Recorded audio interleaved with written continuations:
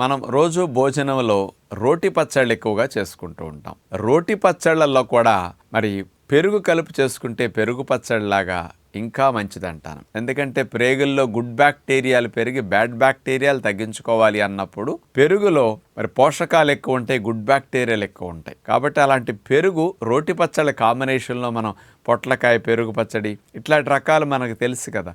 మరి బీట్రూట్ పెరుగు పచ్చడి చాలా ఫేమస్గా ఉంటాయి కదా. అలాంటి పెరుగు పచ్చళ్ళు మనం వాడుకున్నప్పుడు ఈ ప్రేగుల్లో గుడ్ బ్యాక్టీరియాలతో పాటు ఉప్పు ఎక్కువ లేకుండా కూడా, ఉప్పు లేకపోయినా కూడా మనం తినగలుగుతాం. ఎందుకంటే పెరుగులో ఆ లైట్ పులుపు వచ్చేసరికి చప్పదనం పోయి న్యాచురోపతి విధానంలో రోటి పచ్చళ్ళు కూడా చాలా టేస్టీగా తినడానికి పెరుగు పచ్చళ్ళు బాగుంటాయి. మామూలుగా రోటి పచ్చడి చేసుకునేటప్పుడు ఆ కూరగాయ ముక్కలు పచ్చిపోయేటట్టు 5-10 నిమిషాలు మగ్గనిస్తాం.